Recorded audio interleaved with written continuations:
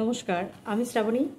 আমি ঠাকুরের বই থেকে আজকে আবার অমৃত কথা পাঠ করতে চলে এসেছি। অবশ্যই আপনারা সকলে আশীর্বাদ করবেন যেন আমি ঠিকঠাক পাঠটা করতে পারি। আর শ্রীশ্রীমা, স্বামীজি এবং ঠাকুরের চরণে আমার শতকোটি প্রণাম জানিয়ে আমি আজকের পাঠ আবার শুরু করলাম।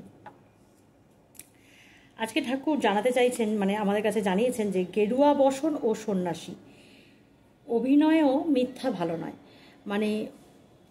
যে সন্ন্যাসী হবে সে যেন অভিনয় করেও যেন মিথ্যে না বলে বা মিথ্যা কাজ, যেটা ভুল কাজ, সেটা যেন না করে।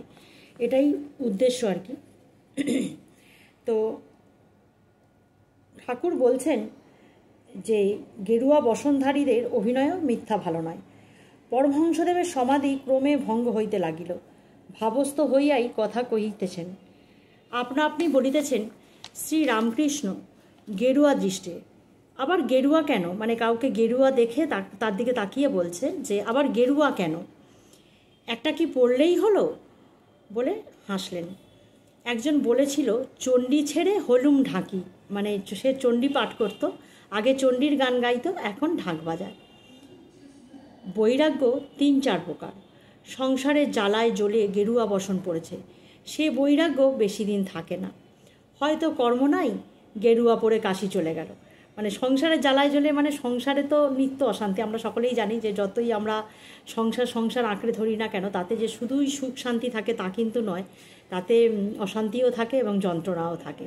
তো সেই যদি সংসারের জ্বালায় পড়ে যদি গেরুয়া পরে কাশি চলে গেল, আবার কিছুদিন পরেই মনে হলো যে না, আমার আর ভাল লাগছে না, এবার আমি সংসার ফিরে, তো সেরকম গেরুয়ার দরকার নেই। ঠাকুর এটাই বলতে চাইছেন যে সংসারের জ্বালায় জ্বলে গেরুয়া বসন পড়েছে, সে বৈরাগ্য বেশি দিন থাকে না। হয়তো কর্ম নাই, গেরুয়া পরে কাশি চলে গেল। 3 মাস পরে ঘরে পত্র এলো, আমার একটি কর্ম হইয়াছে, কিছুদিন পরে বাড়ি যাইব। তার আমি একটা কাজ পেয়েছি, এবার কিছুদিন পরে আমি বাড়ি ফিরে যাচ্ছি। তোমরা ভাবিত হইও না, আবার সব আছে, কোনো অভাব নাই, কিন্তু কিছু ভালো লাগে না। ভগবানের জন্য একলা একলা কাঁদে, সে বৈরাগ্য যথার্থ বৈরাগ্য। বলছে এমনও মানুষ আছে যার সব আছে, কিন্তু তার কিছু ভালো লাগে না, সে শুধু ভগবানের জন্য একলা একলা কাঁদে, সে বৈরাগ্য হচ্ছে যথার্থ বৈরাগ্য। মিথ্যা কিছুই ভালো নয়, মিথ্যার ভেক ভালো নয়। ভেকের মতো যদি মনটা না হয়, ক্রমে সর্বনাশ হয়। বলছে মিথ্যা ভেক ধরাও ভালো নয়। ভেকের মতন যদি মনটা না হয়, আমি হয়তো মিথ্যার ভেক ধারণ করলাম, কিন্তু মনটাকে হয়তো সেই ভেকের মতন করতে পারলাম না, তাহলে সেই ভেকও কিন্তু ভালো না। মিথ্যা বলতে বা করতে করতে ক্রমে ভয় ভেঙে যায়, তার চেয়ে সাদা কাপড় ভালো।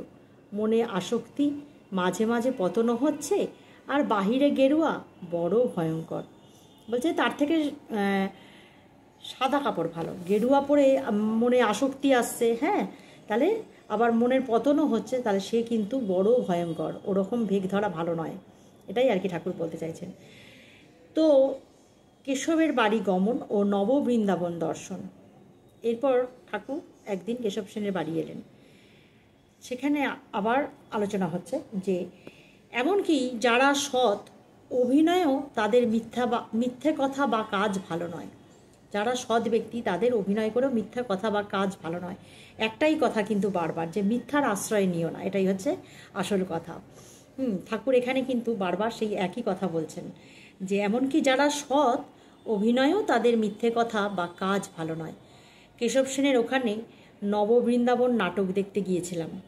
কি একটা আনলে ক্রস, আবার জল ছড়াতে লাগলো, বললে শান্তির জল।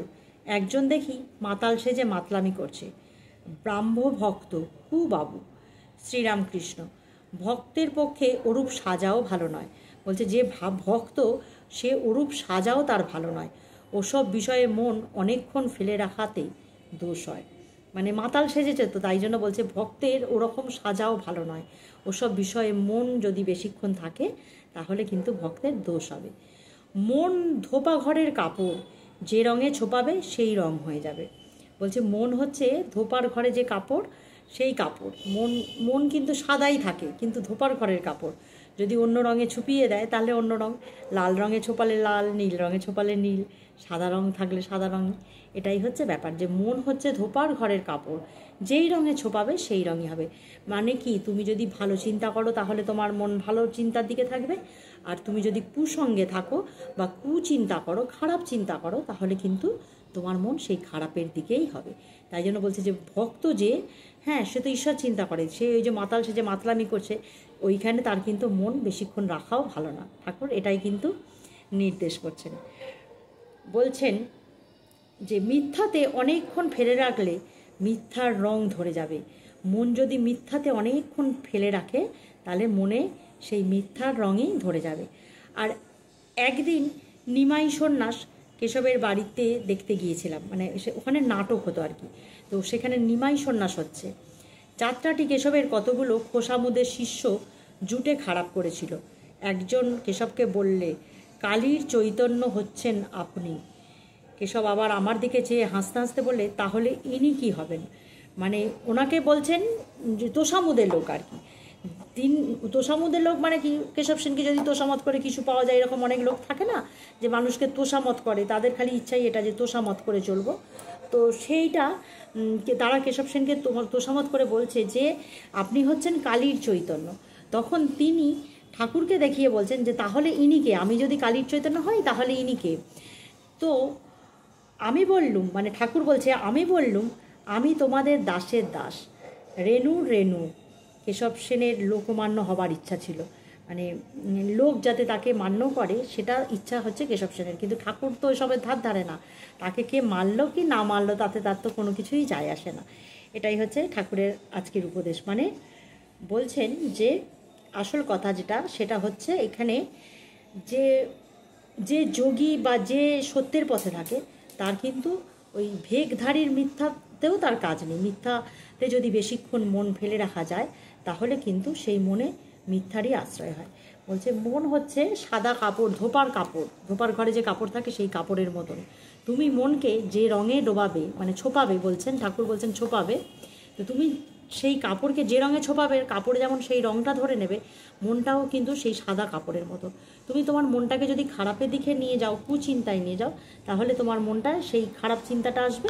আর তুমি যদি সেই পরিষ্কার রাখো মনটাকে, তাহলে তা পরিষ্কারই থাকবে। তাই মিথ্যার ভেগও ধরো না তোমরা, এটাই ঠাকুর বলতে চেয়েছেন। তো চললাম আজকে এই পর্যন্তই। সকলে ভালো থাকবেন, সুস্থ থাকবেন, আশা করি ঠাকুরের চিন্তায় থাকবেন। চললাম, আবার অন্য কোনো দিন আসবো, অন্য কোনো আলোচনা বা পাঠ নিয়ে।